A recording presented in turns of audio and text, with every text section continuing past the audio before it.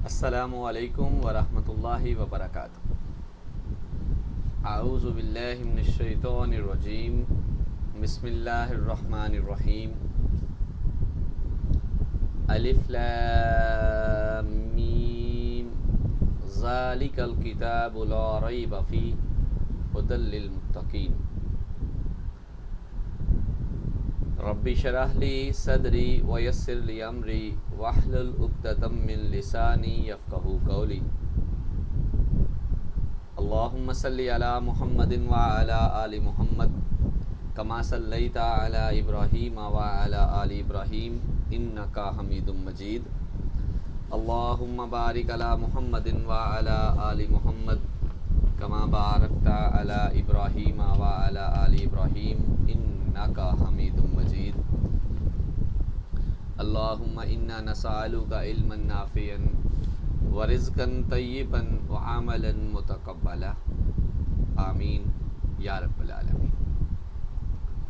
Respected officers, तक़ाबुल Adiyan के सिलसिला में लेक्चर्स का जो सिलसिला शुरू हुआ था उसमें गुज़िश्ता दो लेक्चर्स में एक तो हमने मज़हब और दीन की इस्तिलाहात के बारे में गुफ्तगू की, उसके बाद मज़ाहिब आलम का एक छोटा सा तारुफ़ लिया और जो पहला तफसीली जो मज़हब हम पढ़ने के लिए हमने चुना था वो था हिंदुइज़म। हिंदू धर्म, हिंदू मत, इसको पढ़ने के लिए सबसे पहले हमने आगाज़ किया था हिंदुओं की तारीख़ का, और उस तारीख़ से हमें ये पता चला कि हिंदू बुनियादी तौर पे सिंध के रहने वालों को कहते हैं, जो कि एक मखलूत कल्चर की पैदावार थी। पहले यानी कि वहाँ पे सिंधी थे, वहाँ पे दरावड़ कौम आके रहना शुरू हो जाती है, उसके बाद आर्या कौम आ जाती है, और इस तरह उनके मखलूत तरीक़ से उनके रहन सहन के अंदाज से एक नई तहज़ीब जो वजूद में आई थी वो बाद में हिंदुइज़म के नाम से जानी गई।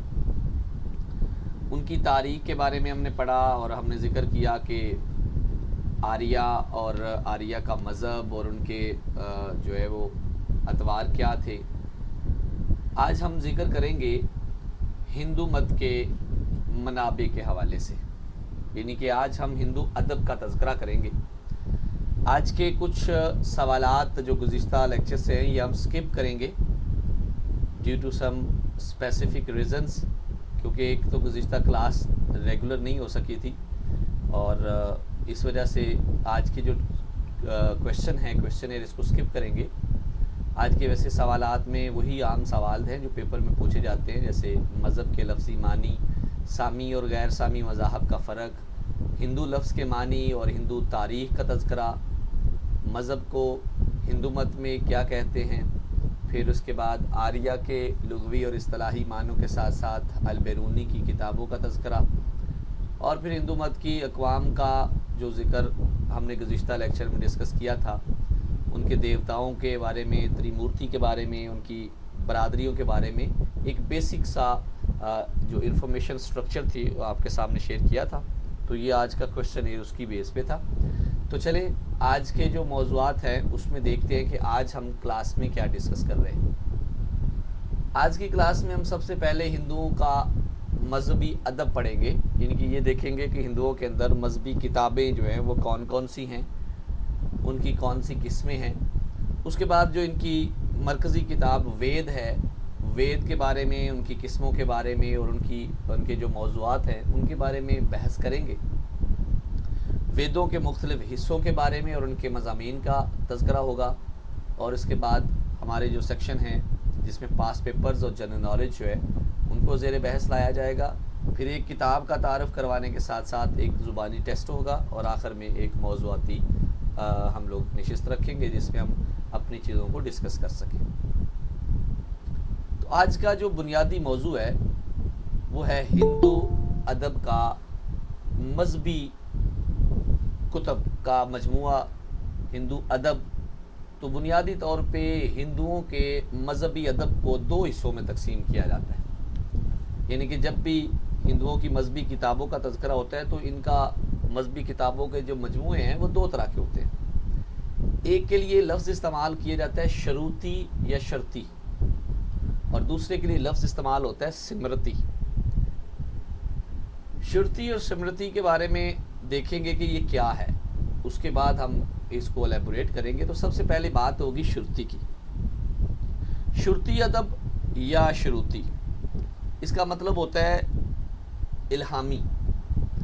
यानी हिंदुइज़्म के अंदर अगर किसी किताब को वो ये मानते हैं कि ये आसमानों से उतारी गई है, तो ऐसा अदब, ऐसा मजहबी मजमुआ शुरती अदब कहलाता है। और जितनी भी मजहबी किताबें हैं हिंदू मत के अंदर, उन तमाम किताबों के अंदर से सिर्फ वाहिद एक किताब है जिसको वेद कहते हैं। तो वेद जो है वो हिंदुओं के यहाँ ये माना जाता है कि ये इल्हामी है, यानी कि वेद जो है वो आसमान की तरफ से नाज़िल हुए हैं। इसके अलावा जितनी भी किताबें हैं हिंदुइज़्म के अंदर वो सिमरती मानी जाती है। अब सिमरती क्या है? सिमरती अदब से मुराद ऐसे मज़ामीन हैं जिनको रटा गया हो, जैसे नस्ल दर नस्ल सुन के आगे सुनाया जा चुका हो। इस को आप ये भी कह सकते हैं कि ये इंसानों की जो है वो इंसानों का तसनीफ़ करदा मजमुआ है, यानी कि ये गैर इल्हामी किताबें हैं जिसको इंसानों ने लिखा है, यानी कि अपने असलाफ से सुनकर इन्होंने आगे सुना दी और उसके ऊपर कोई तहकीक की इन्होंने जो है वो रीज़न नहीं रखी। ऐसी तमाम किताबें सिमरती अदब में, इनके गैर इल्हामी अदब में मानी जाती है। इसके अंदर तारीख़ की कुछ किताबें हैं जिसको ये इतिहास कहते हैं, पुराण हैं, शास्त्र हैं, ठीक है। इस तरह तमाम किस्म की जो किताबें हैं वो सिमरती अदब के अंदर पाई जाती है। मुख्तसर तौर पे हम ये कह सकते हैं कि हिंदू अदब दो तरह का है, शुरूती यानी इल्हामी और सिमरती यानी कि गैर इल्हामी। अब इल्हामी में सिर्फ वेद हैं, इसके अलावा जितनी भी किताबें हैं जैसे भगवद गीता है, रामायण है, उसके बाद पुराण है, शास्त्र है, ये सारे के सारे जो है वो गैर इल्हामी यानी कि सिमरती अदब के अंदर पाए जाते हैं। अब ये जो इल्हामी जो किताबें हैं यानी कि वेद हैं, उनके बारे में थोड़ा सा देखते हैं। अगर मैं लफ्ज़ वेद को देखूं तो इसको लुगत में तलाश करेंगे तो वेद का माना होगा इल्म, ज्ञान, गौर खोज करना, ठीक है, तालीम के मानों में आता है वेद। और इससे मुराद हम ये कहेंगे कि हिंदुओं का वो मजमुआ अदब जो आसमानों की तरफ से नाज़र किया गया, यानी कि इनके यहाँ जो तसव्वुर पाया जाता है वो ये कहते हैं कि ये देवताओं ने उतारा है। लिहाजा वेद के लफ्ज़ी मानी अमूमन पेपर में पूछे जाते हैं तो वेद के लफ्ज़ी माने इल्म के आते हैं। इनका मौजू क्या है? ज़ाहिर है किताबें अगर ऊपर से उतरी हैं तो उसके और कोई ना कोई तो मौजू होगा ना। जैसे हम कुरान का मौजू कहते हैं कि उसका मौजू इंसान है, इंसान की फलाह, इंसान की हिदायत उसका मौजू है। इसी तरह वेदों का भी एक मौजू है और वो है इनके जो देवता हैं, इनके जिनको ये रब मानते हैं, उनकी तारीफ़ात, उनके बारे में तारीफ़ाती कलमे हैं, भजन हैं, बहुत मुख्तलिफ़ किस्म की दुआएं हैं जो उनके सामने ये करते हैं। तो बुनियादी तौर पे वेद इल्म को कहते हैं और हिंदुओं के यहाँ ये इल्हामी किताबें मानी जाती हैं और इनके जो मौज़ूआत हैं उनमें देवी देवताओं को खुश करने के लिए उनकी तारीफ़ात का एक बहुत बड़ा मजमुआ है। ये तो हो गया जी लफ्ज़ी माना। अब हम देखते हैं कि वेद असल में कितनी किस्मों के हैं। हिंदू अदब के अंदर वेदों को इल्हामी किताब तो माना जाता है, लेकिन ये वेद एक तरह के नहीं हैं। इनकी 4 किस्में हैं। ऋग्वेद है। ऋग्वेद क्या है? अच्छा, इनको नाम इनके चारों याद रखिएगा, ऋग्वेद, सामवेद, यजुर्वेद और अथर्ववेद। ये 4 वेद हैं जी। इन चारों वेदों को हिंदू मानते हैं, जिनमें से पहले जो 3 वेद हैं ना वो बुनियादी हैसियत रखते हैं और अथर्ववेद अपनी एक फितरी नहीं, हम ये कह सकते हैं अपने मजमून के एतबार से दीगर जो वेद हैं उनसे मुख्तलिफ है और एक ख़ास वक़्त तक तो ये वेदों में शुमार भी नहीं होते थे। सबसे आखिर में इन चारों वेदों में अथर्ववेद को शामिल किया गया था। अब इनको बारी बारी हम देखते हैं कि ये क्या है। सबसे पहले बात करेंगे ऋग्वेद की। ऋग्वेद के बारे में आपको 2 बातें याद रखनी है। पहली बात कि जितने भी वेद हैं ना, सबसे पुराने जो वेद हैं वो ऋग हैं। यानी कि ऋग्वेद जो वेदों की किस्म मानी जाती है सबसे पुरानी किताब मानी जाती है जी। इसके अंदर कोई 10,000 के करीब जो है भजन हैं, मंत्र कह लें इसको, और 1,017 यानी कि तकरीबन 1,000 के करीब ये गीतों में तकसीम किए गए हैं। 10,000 शेर जो है, मतलब ये पूरा जो वेद की किताब है या वेद है ना, ये मंजूम है, मतलब नज़म की सूरत में है। सारे वेद जो है ना नज़म की सूरत में। तो ये सवाल इसके बारे में ये पूछा जाता है कि कौन से वेद सबसे पुराने हैं, तो उसके हवाले से ऋग्वेद सबसे पुराने माने जाते हैं। अलबत्ता बाज़ के नज़दीक ये भी है, बाज़ ये भी कहते हैं कि जी जो पुराण है ना, पुराण ये इनकी किताब वो इनसे भी पहले है। लेकिन अगर वेदों के अतबार से माने तो वेदों में ऋग्वेद सबसे पुराने हैं। कुछ लोग यजुर को भी मानते हैं, लेकिन जो पेपर के पॉइंट ऑफ व्यू से है वो ऋग्वेद सबसे पुराने हैं। और इसके अंदर जो हिंदू देवता है ना, उनकी तारीफ़, उनके बुजुर्गी के बारे में जो है ना वो मजमुआ कलाम है। यानी कि ऐसा कह लें कि हम कहते हैं ना हमद, हमद असल में ऐसी नज़म होती है जिसमें रब की तारीफ़ होती है। तो इनके यहाँ देवताओं को क्योंकि रब का दर्जा दिया जाता है, इसलिए अपने देवताओं की तारीफ़ाती जो कलमात हैं उसको ऋग्वेद का मौजू बनाया गया है। यानी कि जो देवी देवता मनाने होते हैं ना, तो उनको मनाने के जो तरीके हैं वो भजन की सूरत में या गानों की सूरत में होते हैं। अच्छा, उसके बाद है सामवेद। सामवेद भी भजनों की किताब ही है, इसमें भी नज़में ही हैं। इसके बारे में कहा जाता है कि ये सारे का सारा ऋग्वेद से लिया गया है, ऋग्वेद से। यानी कि ऐसे समझ लें कि इसकी ऋग्वेद की जो 75% है ना वो तशरीह जो है वो सामवेद है। बस इसके बारे में कहा जाता है तकरीबन कुछ 75 के करीब ऐसे भजन हैं जो सिर्फ सामवेद में है, वो ऋग्वेद से नहीं लिए गए। वरना जितने भी इसके अंदर वेद हैं, मतलब भजन हैं या गाने हैं या नज़में हैं, वो सारी ऋग्वेद से ही मंसूब हैं। अच्छा, अब ये जो ऋग्वेद है ना, इसके अंदर से अखज़ किए गए सामवेद असल में जो मुआशरे के इंतज़ाम है ना, मतलब मुआशरती इकाइयों के तौर पे जो मजहबी तौर पे मुख्तलिफ मौज़ूआत पर या मुख्तलिफ मौक़ों के ऊपर पढ़े जाते हैं ना, ये सामवेद असल में उनका मजमूआ है। जैसे कोई कुर्बानी करनी है तो कुर्बानी के वक़्त जो मखसूस भजन गाए जाते हैं वो भी इसमें लिखे हुए हैं, ठीक है। उसके बाद ये अपनी मखसूस रस्में होती हैं, जैसे मतलब कह लें कि शादी ब्याह किया है या कोई मैयत की है, ये उसके अंदर जो भजन गाते हैं वो भी इसके अंदर ही हैं, सामवेद में जी। अच्छा, याद रखिएगा, ऋग्वेद हो या सामवेद हो, यजुर्वेद हो या अथर्ववेद हो, इनके अंदर जो अशार हैं, ये जो नज़में हैं ना, उनको एक ख़ास अंदाज में पढ़ा जाता है और उसको पढ़ने वाले को उद्गातर कहते हैं। उद्गातर, उद्गातर कहते हैं ऐसे लोगों को जो वेद की तिलावत करते हैं या वेद की तशरीह करते हैं। आमतौर पे ये वही होते हैं, ब्राह्मण होते हैं जो इसकी वजाहत करते हैं। अच्छा, उसके बाद आता है यजुर्वेद। तो यजुर्वेद भी इन्हीं से माखूज है, इसके अंदर भी कोई अलग से मौजू नहीं है, लेकिन एक इस्तिलाह इस्तेमाल की जाती है पहले 3 वेदों के लिए, यानी कि ऋग्वेद, सामवेद, यजुर्वेद और अथर्ववेद। इन 3 के लिए एक इस्तिलाह इस्तेमाल होती है जिसको बोलते हैं त्रिविद्या, विद्या या अलूम सलासा। अलूम सलासा हम इसको अरबी में कहेंगे, अदरवाइज इसको त्रिविद्या कहते हैं, मतलब 3 इल्म कहते हैं हिंदुइज्म के अंदर। अच्छा जी, उसके बाद आखिर में है अथर्ववेद। तो अथर्ववेद बुनियादी तौर पे सबसे आखिर में शामिल किए गए थे वेदों के अंदर, और इसका जो मौजू है ना वो भी दीगर जो वेद है ना उनसे मुख्तलिफ है। आमतौर पे कहा जाता है कि इसके अंदर जादू टोने के हवाले से जो है ना मंत्र पाए जाते हैं। कुछ 6,000 के करीब जो है वो इसमें मंत्र पाए गए। सबसे आखिर में अथर्ववेद को ही वेदों में शामिल किया गया जी। अच्छा जी, अगर ये देखा जाए ना कि इनमें से कौन से वेद सबसे अहम हैं, तो इसके बारे में कहा जाता है जो ऋग्वेद है ना सबसे पहले वो, उसके बाद अथर्ववेद के हवाले से मारूफ है कि ये वेद जो हैं वो सबसे अहम है। अच्छा, इनके हवाले से ये बात भी याद रखिएगा कि वेदों के हवाले से हिंदुओं का एक बुनियादी अकीदा नज़र आता है, और उनका अकीदा ये है कि वो जिस देवता को मानते हैं ना, वो उसकी तारीफ़ करे तो उस देवता की ताकत में इजाफा होता है, और फिर उसकी ताकत में इजाफा हो तो वो अपने जो मतलब मानने वाले हैं ना उसके ऊपर वो अपनी बरकतें करता है, रहमतें करता है। तो इसलिए वेदों के अंदर जो नज़में हैं उनको बाकायदा तौर पे ज़िंदगी के मुख्तलिफ जो मामलात हैं, मौके हैं, उनके ऊपर उनको पढ़ा जाता है जी। ये तो जी वेद की 4 किस्में, ऋग्वेद, सामवेद, यजुर्वेद और अथर्ववेद। इसके अंदर सबसे पुराने ऋग्वेद हैं, सबसे बाद में शामिल होने वाले अथर्ववेद हैं, जबकि ऋग, साम और यजुर्वेद तीनों को नाम दिया जाता है अलूम सलासा या त्रिविद्या। अब हम ये देखते हैं कि ये जो वेद है, कोई भी एक वेद की किताब, चाहे वो सामवेद हो, अथर्ववेद हो, यजुर्वेद हो, तो उसके कितने हिस्से हैं।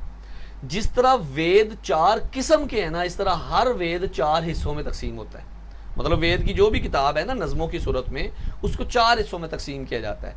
उसका पहला हिस्सा जो है उसको संहिता कहते हैं, दूसरे हिस्से को ब्राह्मण या इसको ब्राह्मणिका भी कहते हैं, और तीसरा है आर्निका, और चौथा है उपनिषद। वेद के ये 4 हिस्से होते हैं जी। अगर मैं संहिता की बात करूँ ना, तो संहिता के हवाले से इसको संगीता भाग भी कहते हैं। संगीता भाग यानी कि इसके अंदर संगीत है, गाने हैं, नाते हैं, हमदे हैं, जिसके अंदर देवी देवताओं को खुश करने के लिए उनकी तारीफाती जो मतलब उनकी शान में कहे गए अल्फाज है ना, वो हैं। तो संहिता के अंदर आम तौर पे हर वेद, चाहे वो साम हो, यजर हो, अथर और ऋग हो, चारों वेदों के आगाज के अंदर देवी देवताओं की तारीफाती कलमात जो है ना वो मौजूद होते हैं। दूसरा जो हिस्सा है ना ब्राह्मण, ये बुनियादी तौर पे सबसे अहम हिस्सा माना जाता है किसी भी वेद के अंदर। जो दूसरा हिस्सा है ना ब्राह्मण का, ये असल में इस हिस्से के अंदर जो मजहबी रसूमात है ना, या आदाब ज़िंदगी है, या कुर्बानी वगैरह का है, या हवन वगैरह के जो कवायद ज़वाबत हैं, यानी कैसे कह लें कि ज़िंदगी गुजारने के, हिंदुज़म के मुताबिक ज़िंदगी गुजारने के जो गुण है ना, वो असल में ब्राह्मण हिस्से में अंदर पाए जाते हैं। अब एक लिहाज से आपने याद होगा, आपको पहले भी आपने हिंदुओं की तारीख में पढ़ा था कि हिंदुओं को ब्राह्मण मत भी कहते हैं, हिंदू मत को ब्राह्मण मत भी कहते हैं, क्योंकि इसके ऊपर ब्राह्मणों की छाप है। ब्राह्मण ऐसे समझ लें जैसे इनके पीर हैं, इनके बगैर जो है ये कोई भी रस्म जो है वो अदा नहीं कर पाते। तो बहरहाल वेदों का पहला हिस्सा देवी देवताओं की तारीफात पर मबनी कलमात पर है। उसके बाद दूसरा हिस्सा ब्राह्मण जो कहलाता है, इसके अंदर मजहबी रसूमात की अदायगी के तरीके हैं, या इसमें शादी हो, चाहे इसमें मतलब इनकी तलाक हो, चाहे इसके अंदर पैदाइश हो, इनकी वफ़ात हो।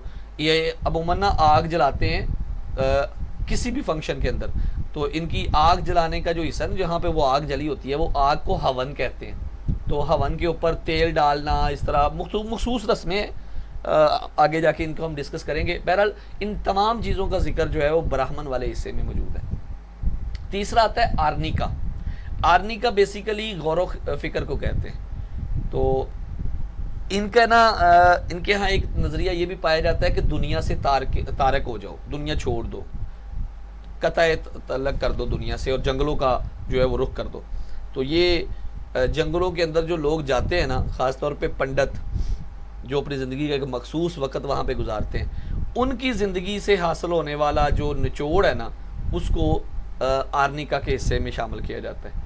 आर्निका से मुराद होता है जंगल में तसनीफ़ करदा अदब, ठीक है। इनके वेदों का वो हिस्सा जो जंगलों में लिखा गया है, जो जंगलों में जाकर पढ़ा जाता है। आमतौर पे ये कह लें कि क्योंकि आगे जाके हम पढ़ेंगे, हिंदुओं के ना 4 आश्रम होते हैं, जिनमें से एक आश्रम ये भी होता है कि दुनिया में अपनी ज़िंदगी गुजारने के बाद एक ख़ास वक़्त जो है वो जंगलों में तन्हाई में भी जाके गुजारो।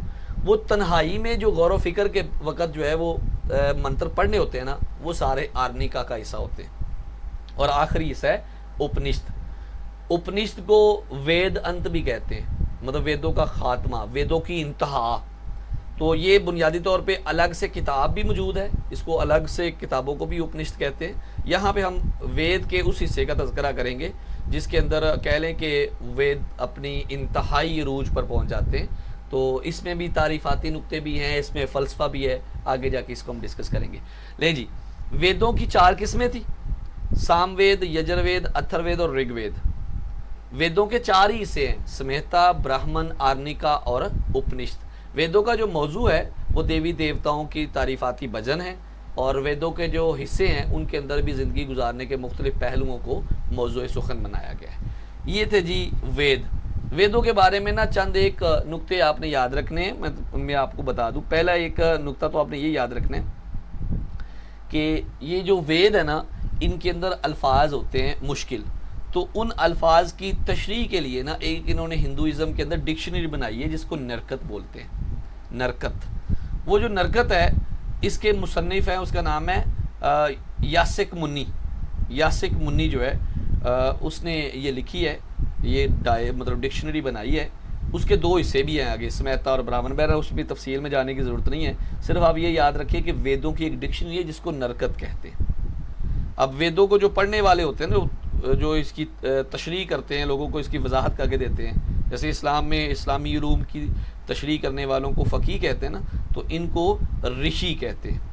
ये वेदों के शायर होते हैं, इनको ऋषि भी कहा जाता है। और ये जो ऋषि है ना, ये कोई भी एक ऋषि, उसका मुकम्मल जो कलाम होता है ना, मतलब ऐसे कह लें उसकी वजाहती जो नुक्ते होते हैं या बयान होते हैं, उसको सौकत कहते हैं, सौकत। अच्छा, ये जो वेदों के ऋषि होते हैं ना, इनके बारे में हिंदू तारीख के अंदर बड़ा इख्तलाफ है। एक नज़रिए के मुताबिक जो ब्रह्मा था ना, वो देवताओं में सबसे पहले हुआ, फिर उसने तमाम मतलब उसको तमाम आलम का खालिक माना जाता है, राज़क माना जाता है, ठीक है। और उसी ब्रह्मा के ना 4 मुंह भी हैं, ये हम त्रिमूर्ति के अंदर इसका डिस्कस करेंगे। तो इनके नुक्ता नज़र से ये है कि उसने 4 मुंहों से, हर मुंह से ना एक एक वेद निकाला था, ठीक है। जैसे मशरकी मुंह से उसने ऋग्वेद निकाले, जनूबी मुंह से यजुर्वेद, मगरबी मुंह से सामवेद, शिमाली मुंह से अथर्ववेद। ये याद करने की ज़रूरत नहीं, बस इतना याद रखिए कि इनके यहाँ ये भी माना जाता है कि वेद जो है वो हमारे खालक ने अपने मुंह से निकाले, इनके उसने ही भेजे हैं हमारे पास।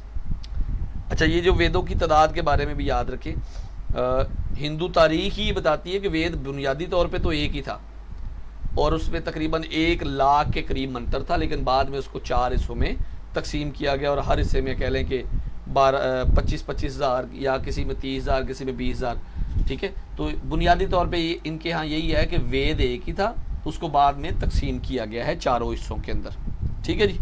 बाकी इंशाल्लाह जो दीगर किताबें हैं उनके बारे में हम मज़ीद अगली क्लास में डिस्कस करेंगे। तो आज के हमारे मुतफर्रिकात के अंदर पास पेपर्स कंक्लूड करेंगे, जिसके अंदर से 8 से 10 नुक्ते हम डेली शेयर करते हैं। पहली बात है जी इसमें फ़िरौन। अब फ़िरौन हज़रत मूसा अलैहिस्सलाम की कौम के अंदर पाया जाता है। ये एक बादशाह था जिसका हज़रत मूसा अलैहिस्सलाम से एक लिहाज से मुकालमा हुआ था, और अल्लाह ताला की तौहीद का ऐलान इसके सामने किया था हज़रत मूसा और हज़रत हारून ने। तो इसकी लाश जो है वो आज भी बतौर इबरत इस दुनिया में मौजूद है। उसका तज़करा जो है वो कुरान मजीद की सूरह यूनुस की आयत नंबर 91 और 92 में है। 91 और 92 नंबर आयत के अंदर फ़िरौन की लाश का तज़करा है।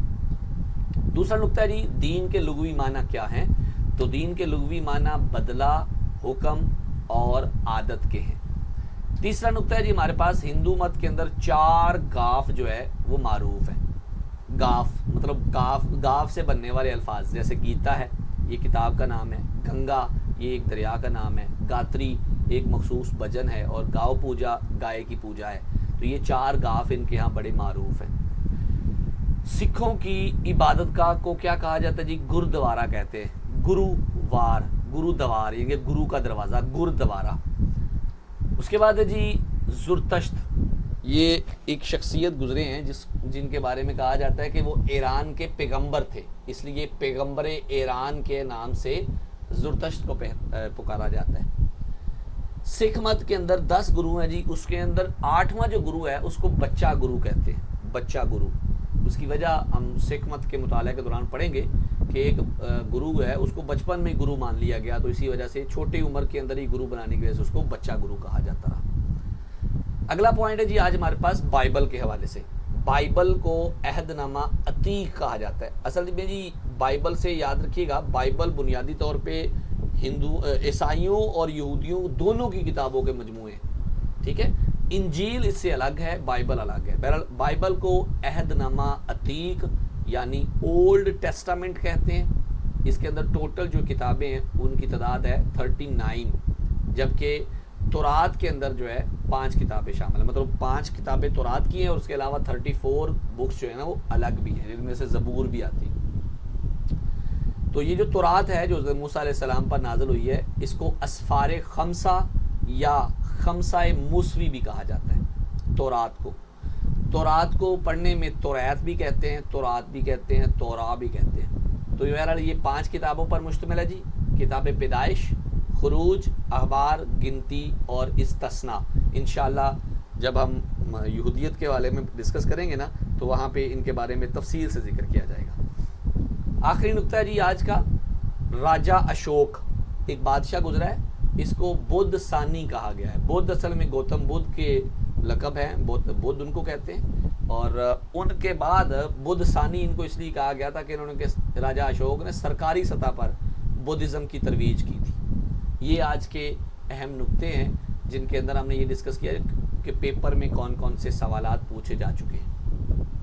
जनरल नॉलेज के पोर्शन में आज हमारे पास कुछ नुक्ते हैं, जिसमें सबसे पहला नुक्ता आपको पता है, हम दुनिया की सैर करने जाते हैं तो वहाँ पे एक कंट्री का कैपिटल सिटी हम देखते हैं। तो आज का कैपिटल सिटी है इंडोनेशिया का। The capital city of Indonesia is Jakarta.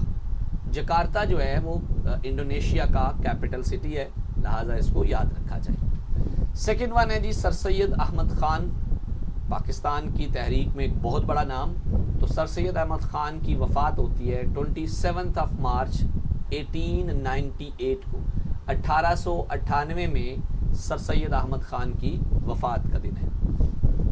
ATM stands for automated teller machine. ये बुनियादी तौर पे बैंक से रिलेटेड टर्म है, इसको हम अकाउंटिंग में और बैंकिंग में पढ़ते हैं। तो ये ATM मुखफ़फ़ है automated, A for automated, T for teller और M for machine, automated teller machine. नेटो जो है ये भी एक ऑर्गेनाइजेशन है, एक पूरी मतलब कह लें कि आर्मी है, जमात है। और नेटो भी एब्रीवेशन है नॉर्थ अटलांटिक ट्रीटी ऑर्गेनाइजेशन, ठीक है, नॉर्थ अटलांटिक ट्रीटी ऑर्गेनाइजेशन है। और ये साइन की गई थी 1949 में, यानी कि 1949 में इसका क़याम हुआ जी। Africa is called a dark continent. Dark continent जो है वो अफ्रीका को कहा जाता है जी, और इसकी बहुत बड़ी वजह इसके सहरा और इसके जंगलात हैं। नेक्स्ट वन है जी उर्दू में अमीर खुसरू। अमीर खुसरू को तोतिए हिंद कहा जाता है, तोतिए हिंद कहा जाता है अमीर खुसरू को। ये पेपर में बहुत दफ़ा क्वेश्चन आ चुके हैं। अल्लामा इकबाल का पहला जो शेरी मजमुआ है, इनके शायरी के एक मजमुए थे अल्लामा इकबाल के, बांगे दरा, बाले जिब्रील, ठीक है। तो उनमें सबसे पहला जो कहा जाता है ना अल्लामा इकबाल का शेरी मजमुआ, वो बांगे दरा था। नज़ुल एतबार से मतलब अगर आप कुरान के नाज़िल होने के एतबार से देखें तो कुरान करीम की सबसे पहली सूरत जो है वो सूरह अलग थी, इसको सूरह इकरा भी कहते हैं। सूरत इकरा की पहली 5 आयात करीमा रसूलुल्लाह सल्लल्लाहु अलैहि वसल्लम की ज़ात अक़दस पर मक्का मुकरमा के अंदर एक पहाड़ है जबल नूर, उसके ऊपर एक गार है जिसको गार हिरा कहते हैं, तो वहाँ पे नाज़िल हुई थी। वली दक्कनी, हैदराबाद दक्कन है, तो वली दक्कनी वहाँ के रहने वाले हैं, इसलिए उनको दक्कनी के नाम से बोला जाता है, वली दक्कनी। उनको उर्दू शायरी का बाबा आदम कहा जाता है। चलिए, बाबा आदम का जो टर्म है, ये जो इस्तिलाह है, ये बुनियादी तौर पे ऐसे लोगों के लिए इस्तेमाल होती है जो किसी काम को अव्वलीन तौर पे प्रेफर करते हैं, मतलब अव्वलियत के हवाले से, अव्वलीन मतलब प्रेफरेंसेस के हवाले से जो है ना उनका नाम आता है। तो वली एक शायर थे, तो इनको उर्दू शायरी में बाबा आदम कहा जाता है। आखिरी नुक्ता है आज का जनरल नॉलेज का, अंजुमन तरक्की उर्दू। ये उर्दू ज़ुबान की तरक्की के लिए काम करने वाली एक सोसाइटी है। इसका हेड ऑफिस जो है वो कराची में है जी, हेड ऑफिस इसका कराची में है। ये थे आज के जनरल नॉलेज के 10 पॉइंट। मूव करते हैं आज के हमारे अगले सेक्शन में, और वो है किताबनामा, और उसमें आज की किताब है किताबुल मिलल व नहल। ये किताब जो है मौलाना अब्दुल करीम शोहरस्तानी की है। अच्छा, ये किताब क्या है? इसके अंदर अक़वाम का, इसके अंदर शहरों का और मुल्कों का, मिल्लतों का तज़किरा है। तो इसके अंदर साथ साथ में फिर आप मज़ाहब का भी तज़किरा देखते हैं, मतलब इसमें सामी और गैर सामी मज़ाहब का भी तज़किरा मिलेगा आपको, और इसके साथ साथ इस्लाम के अंदर जो पाए जाने वाले फ़िरके हैं उनका भी तफसीली तज़किरा मिलता है।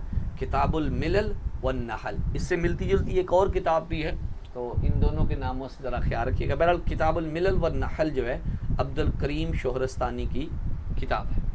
ये है आज का एक मुख्तसर सा टॉपिक, और इसके अंदर आज हमने डिस्कस किया है कि हिंदुइज़म की मजहबी किताबें कौन कौन सी हैं। उसमें हमने डिस्कस किया श्रुति और स्मृति अदब को, और उसके अंदर हमने तज़किरा किया वेद को, फिर वेद की किस्मों के बारे में ज़िक्र किया और वेद के मुख्तलिफ़ हिस्सों का तज़किरा किया, साथ में जनरल नॉलेज और पास पेपर्स कंसल्ट करते हुए किताबुल मिलल व नहल का तारुफ़ करवाया है। तो चलें मूव करते हैं आज के जायज़ा की तरफ, और जायज़ा के लिए इंतखाब करेंगे हम आज के 3 लोगों का। ओके जी, तो सबसे पहले हमारे साथ होंगे आज मोहम्मद नज़ीर साहब। नज़ीर साहब बिस्मिल्लाह कर रहा हूँ। पहला सवाल आपसे होगा, ये बताइएगा शरूती अदब किसे कहा जाता है? इसको श्रुति भी कहते हैं। इल्हामी अदब को। इल्हामी अदब को। इल्हामी अदब को श्रुति या श्रुति अदब कहते हैं, बिल्कुल ठीक है जी। अच्छा ये बताएं, कदीम तरीन वेद जो हैं वो कौन से तस्लीम किए जाते हैं? ऋग्वेद सर। ऋग्वेद सबसे पुराने वेद होते हैं, बिल्कुल दुरुस्त है जी। आखिरी सवाल आपसे, ये बताएं उद्गातर क्या होते हैं? सर ये जो इनके पढ़ने वाले होते हैं ना भजन वगैरह, हाँ जी, उनको कहते हैं। भजनों को गाने वाले जो हैं वो उद्गातर कहलाते हैं। वेरी गुड जी, माशाल्लाह। अच्छा जी, इसके बाद है जी हमारे साथ मिस इकरा हैं। मिस इकरा 3 सवाल आपसे होंगे बेटे। पहला सवाल है, ये बताएं वेदों की कितनी किस्में हैं? नाम भी बता दें मिस इकरा। सर मेरे ख्याल ना उनका मैसेज आया हुआ है कि गले में दर्द है। ओके ओके ओके, चलें गले की चलें मसला नज़ीर साहब, फिर आप ही आज के क्विज को मुकम्मल करें, किसी और को हम मौका नहीं दे रहे। वेद कितनी किस्म के होते हैं जी? है। सर वेद 4 अकसाम के होते हैं। कौन कौन से? ऋग्वेद, सामवेद, यजुर्वेद और अथर्ववेद। वेरी गुड जी। त्रिविद्या क्या होती है? सर पहले जो 3 वेद है ना, ऋग, साम और यजुर, इनको त्रिवेदीय कहा जाता है। हाँ जी, त्रिविद्या यानी कि 3 उलूम, और इनके यहाँ उलूम जो है वो उलूम सलासा में पहले 3 वेद आते हैं, बिल्कुल ठीक है जी। अच्छा ये बताएं कि वेदों के जो शायर हैं उनको क्या कहते हैं? ऋषि उनको कहा जाता है। ऋषि, बिल्कुल ठीक है जी। ये बताएं कि उपनिषद क्या होता है, इसका एक मुतरादिफ इस्तिलाह भी बता दें। उपनिषद सर ये इनके हिस्सा है, वेदों का चौथा जो हिस्सा है। ठीक है, इसके अंदर फलसफा वगैरह होता है। ओके, यानी कि वेद अंत और जो है वो हिंदुओं का फलसफा उपनिषद कहलाता है, ठीक है जी। आखिरी सवाल, ये बताएं कि वेद का लफ्जी माना क्या है, और ये भी बताएं कि इसका मौजू क्या है। वेद का सर, जी, वेद का लफ्ज़ी माना तो इल्म होता है सर। ठीक है, और इसका मौजू क्या है? और इसका मौजू है जो इनको देवता होते हैं ना, उनकी तारीफात वगैरह, या उनकी तारीफात में जो भजन वगैरह की दुआएं कही जाती हैं, गुड जी, वो इसका बहुत मौजूद है। अच्छे, बहुत उम्दा, ज़बरदस्ती। आखिर में अल्लाह रब्बुल आलमीन से ये दुआ है कि अल्लाह ताला अपनी तौहीद पर हमें कायम रखे, अपनी तौहीद की अज़मत हमारे दिलों में हमेशा ज़िंदा और ताबिंदा रखे। हम ये जितने भी मज़ाहब पढ़ रहे हैं, अल्हम्दुलिल्लाह इनको पढ़ने और सुनने के बाद जो सबसे बड़ा फ़ायदा होता है वो ये है कि फ़ख्र होता है कि हम अल्लाह रब्बुल आलमीन की यकता ज़ात पर ईमान लाने वाले हैं। अल्हम्दुलिल्लाह, अल्हम्दुलिल्लाह रब्बिल आलमीन। अल्लाह ताला अपनी खसूसी रहमतों से नवाजे। इन मज़ाहब का मुतालिया करने के बाद अल्लाह ताला की और इस्लाम की जो हक़ानियत है वह हम पर साबित होती है। अल्हम्दुलिल्लाह, अल्लाह ताला तेरा शुक्र है। जज़ाकमुल्लाहु खैर। जी, आखिर में अब क्वेश्चन रखते हैं, और क्वेश्चंस के लिए देखते हैं कि आपके पास